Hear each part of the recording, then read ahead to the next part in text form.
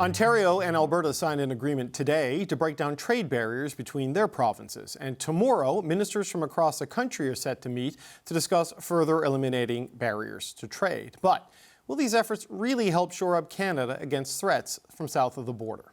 Well, a new report from the Canadian Centre for Policy Alternatives calls these moves political theatre in the face of major economic losses from U.S. tariffs. I'm joined now by Transport Minister and Minister responsible for internal trade, Chrystia Freeland. Minister Freeland, good to see you again. Thanks for joining us today. Good to be with you, David. You had this meeting in Quebec City with your provincial and territorial counterparts. You've eliminated a lot of things at the federal level, but there's still quite a few barriers at the provincial level. How much progress do you expect to make at this? A lot, and I want to start by saying, David, we kept our promise, the federal government, and as of July 1st, the federal government has eliminated all federal barriers to internal trade across Canada, and that's something it's something we promised we would do, and I'm really glad we did it. Tomorrow's meeting in Quebec City of the provinces and territories is going to be really important because while the federal government has now done our part, and a lot of provinces have made huge progress. I want to give a particular shout out to Nova Scotia and Premier Houston, who has been really leading the charge.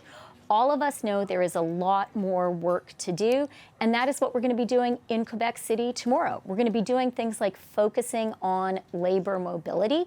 If you can work as a nurse in Edmonton, you should be able to work as a nurse in Halifax. If you can work as a plumber in Penticton, you should be able to work as a plumber in Kenora. We want Canadians to be able to drive a truck from Halifax all the way to Vancouver. So those are the kinds of very specific nitty-gritty issues we're going to be working on. And the great thing is it doesn't cost us any money at all. And getting rid of all of those barriers to internal trade can make all Canadians a little bit richer. But, you know, Minister, there are certain provincial regulations that are going to be politically very difficult to get rid of. Fish processing rules in Newfoundland and Labrador, timber rules in New Brunswick, language rules in Quebec. You're going to be in Quebec City. Do you expect to get to 100% elimination of all of these trade barriers or get as close as you can? You know, you have raised three very specific issues that are important for the people in the provinces that you've mentioned. And I think what's important about this conversation is it is collaborative. It is everyone carefully listening to each other. I feel good going into the meeting because I can say the federal government has done our part, and then we are going to metaphorically roll up our sleeves and see what we can do to get as close to zero as possible. Trucking is a really good example. Sure. Economists estimate that barriers to trucking, and most freight in Canada moves by truck, they estimate that barriers to driving a truck across the country add 8% to freight costs. So if we could just make it possible, if we could make it as easy to drive a truck between Toronto and Kenora as it is to drive between Kenora and Winnipeg, that would be huge progress. That's going to be one of the things we're working hard on. Right, but not everything necessarily has to go. It's the big things. This is what you're talking about, things that would actually make a material difference in costs and other things, like not making big sacrifices in local economies if it doesn't actually move the needle nationally. Is that what you're talking about? Well, what I actually, David, want us to get away from the idea that this conversation is about sacrifices. I think this conversation is really about win, win, win. I am really so excited about getting rid of internal trade barriers and internal barriers to labor mobility because this is a policy that doesn't cost us anything and will make all Canadians a little bit more prosperous. The reality is that because Canada has made such great progress on international trade, something I love doing as international trade minister, right? We're the only country, the only G7 country that has a trade agreement with every single other G7 country. But the reality is we fell behind internally. And so in many cases, it is easier for a Canadian business to expand to the U.S. than to expand to a neighboring province. That just doesn't make sense, especially today.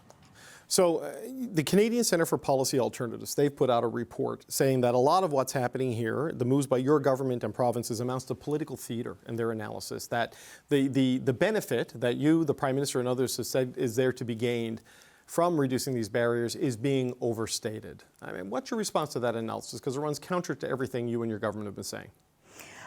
Look, David, the fact is there is a wide range of estimates of the economic benefit from bringing trade barriers down to zero. One of the most authoritative reports was published by the IMF in 2019, and that report suggested that we could add $200 billion to the Canadian economy every single year if we had a totally frictionless one Canadian economy. That is an enormous prize.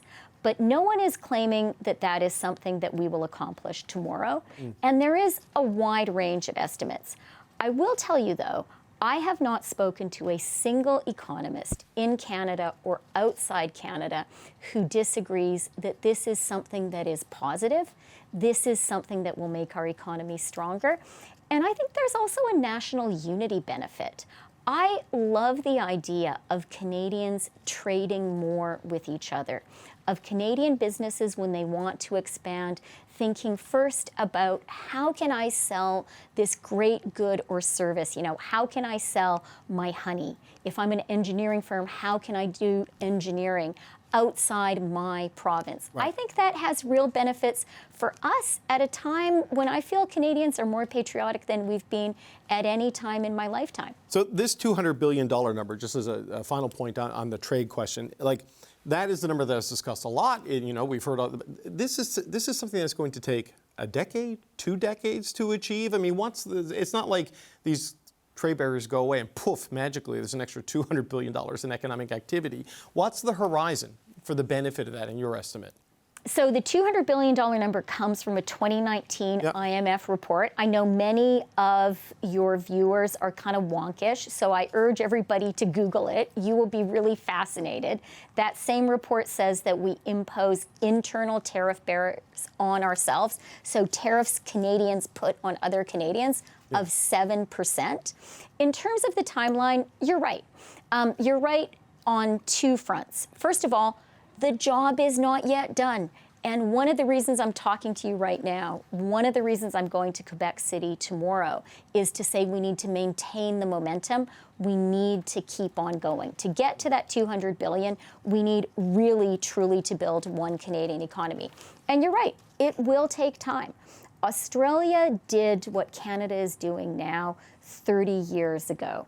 And Australia today has a pretty frictionless domestic economy.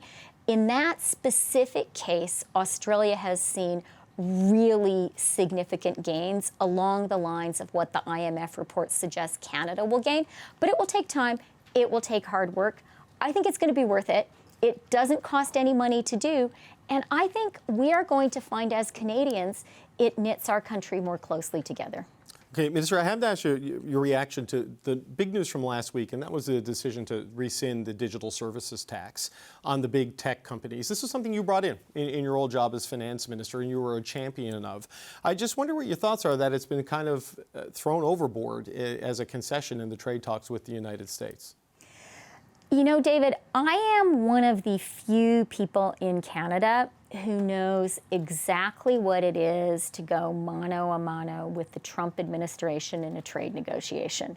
I know that it's really, really hard. And my view is that we as Canadians need to come together as Team Canada. We need to support our Prime Minister, the guy who is negotiating for us, and he has my full support. So you're okay with this? Because I remember you talking about this was a question of fairness. These big digital companies, they make a lot of money here. They benefit from favorable tax systems in the United States. They don't return a fair share to Canada. Now it seems like they're not going to have to do that at any point with this move. David, as I said, now is a time we have to come together as Team Canada. We have to support our Prime Minister in an incredibly difficult negotiation. He has said, and I said when I was the one at the table, you can't negotiate in public. That's not how you get a good deal for Canada. I think we can all see Canada and all the countries in the world are under incredible pressure.